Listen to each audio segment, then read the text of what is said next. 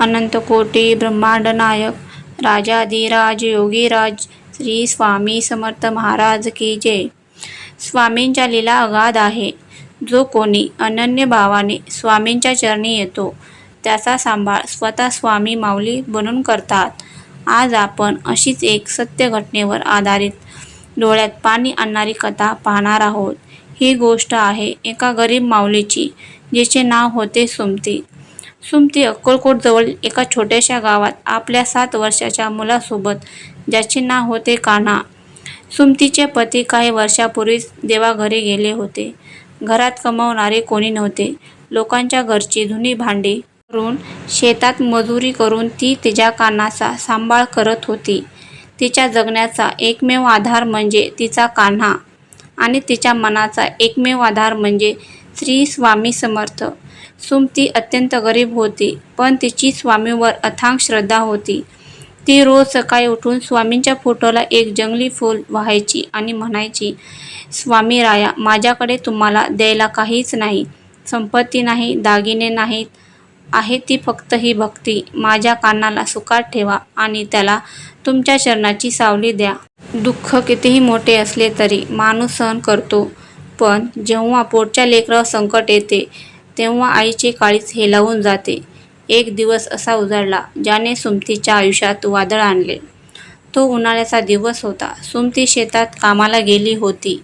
घरात जळणासाठी लाकडे नव्हती, म्हणून छोटा कान्हा गावाशेजारच्या जंगलात सुकी लाकडे गोळा करण्यासाठी गेला.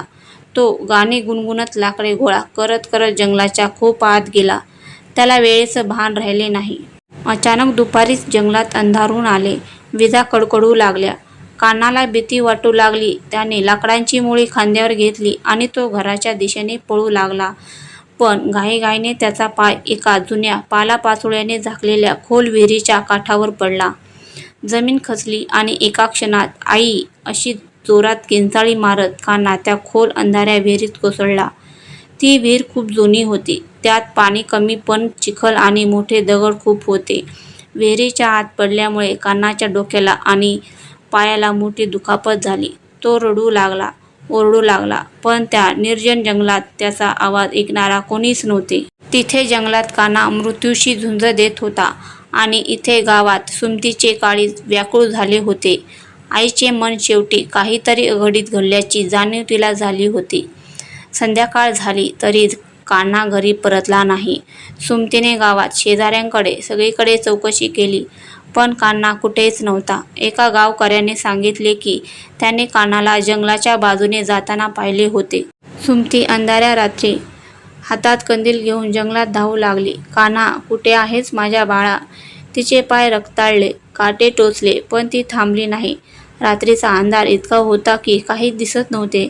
काही गावकरीही तिच्यासोबत शोधत होते, पण थकल्यामुळे ते म्हणाले, सुमती, रात्रीच्या वेळी जंगलात प्राणी असतात, आता शोधणे अशक्य आहे, उद्या सकाळी पाहू.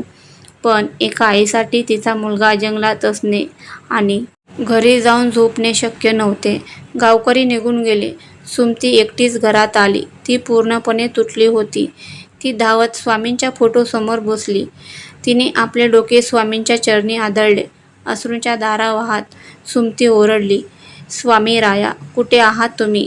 तुम्ही तर अक्कलकोटमध्ये बसून साऱ्या जगाचा सांभाळ करता, मग माझ्या गरीब माऊलीची हाक तुमच्यापर्यंत का पोहोचत नाही?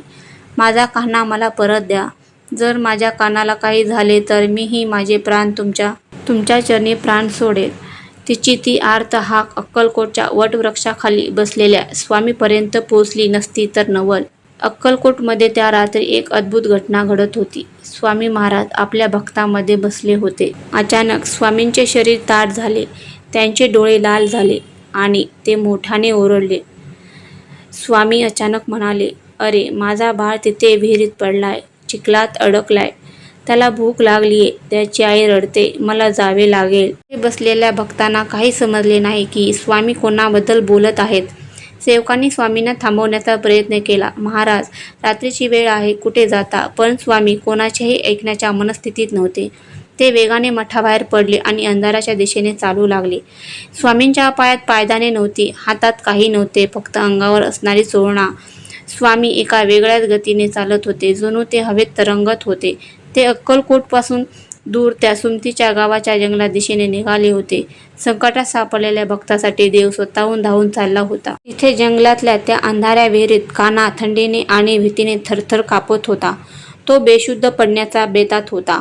तितक्यात विहिरीच्या वरून एक मोठा प्रकाश पडला. कान्हाने डोळे उघडून पाहिले. एक अजानभाऊ मोठी दाढी असलेले तेजस्वी डोळ्यांचे आजोबा विहिरीच्या आत उतरले होते. विहिरीच्या भिंती इतक्या सरळ होत्या की तिथून माणसाला उतरणे शक्य होते, पण ते आजोबा अगदी सहज आत आले. त्यांनी कान्हाला पाहिले आणि त्यांच्या चेहऱ्यावर एक अत्यंत प्रेमळ हसू आले. त्यांनी आपल्या मोठ्या हाताने कान्हाला उचलले. त्याच्या जखमावरून हात फिरवला. आश्चर्य म्हणजे हात फिरवताच कान्हाचे दुखणे गायब झाले. त्या आजोबांनी आपल्या झोळीतून एक पांढरशुभ्र पेढा काढला आणि कान्हाला दिला. तो पेढा खाताच कान्हाची भूक तहान सगळी नाहीशी झाली आणि त्याला खूप ताकद आली. कान्हाने विचारले, आजोबा, तुम्ही कोण आहात? या अंधारात इथे कसे आलात? माझी आई मला शोधत असेल. ते आजोबा हसले आणि म्हणाले, अरे बाळा, मी तुझ्या आईचा सेवक आहे. तिनेच मला तुला न्यायला पाठवले आहे. घाबरू नकोस, आता मी आलोय ना. त्यांनी कान्हाला आपल्या खांद्यावर घेतले आणि विहिरीच्या वर घेऊन आले. वर आणून त्यांनी कान्हाला एका झाडाखाली झोपवले आणि त्याच्या डोक्यावरून हात फिरवला. कान्हाला शांत झोप लागली. सकाळ झाली. सूर्य उगवला. सुमती पुन्हा एकदा वेड्यासारखी जंगलात धावत गेली. तिच्या डोळ्यातले पाणी सुकले होते, पण ओठावर अजूनही स्वामींचेच नाव होते. धावताना अचानक सुमतीला एका मोठ्या झाडाखाली कान्हा शांतपणे झोपलेला दिसला. ती धावत गेली आणि तिने कान्हाला छातीशी कवटाळले. कान्हा, माझ्या बाळा. सुमतीच्या आवाजाने कान्हा जागा झाला. लवकरही तिथे पोचले.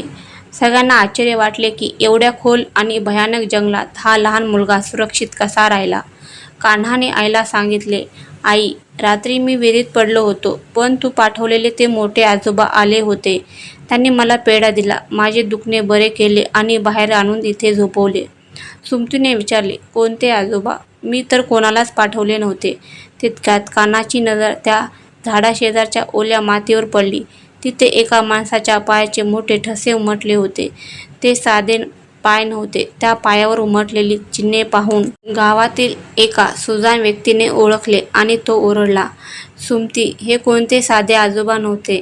हे तर अक्कलकोटच्या श्री स्वामी समर्थ महाराजांच्या पायांचे ठसे आहेत. तुझ्या भक्तीसाठी स्वतः स्वामी अक्कलकोटवरून इथे आले होते. हे ऐकताच सुमतीने तिथेच मातीत लोटांगण घातले. ती ढसाढसा रडू लागली. तिची स्वामीवरची श्रद्धा सार्थ ठरली होती. स्वामींनी एका गरीब माऊलीच्या लेकाला मृत्यूच्या मुखातून परत आणले होते. मित्रांनो, ही आहे स्वामींच्या आगाध लीला. स्वामी कधी श्रीमंती पाहत नाहीत. ते पाहतात फक्त भक्ताचा भाव आणि अथांग विश्वास. जर तुमची भक्ती खरी असेल तर स्वामी विश्वासाच्या पाठीवर कुठेही असले तरी तुमच्यासाठी धावून येतील. तुम्हाला ही कथा कशी वाटली आम्हाला कमेंट करून नक्की सांगा. जर तुम्हीही स्वामींचे खरे भक्त असाल तर कमेंटमध्ये श्री स्वामी समर्थ लिहायला विसरू नका. व्हिडिओ आवडला असेल तर व्हिडिओला लाईक करा, चॅनेलला सबस्क्राईब करा. स्वामी तुम्हा सर्वांचे कल्याण करोत.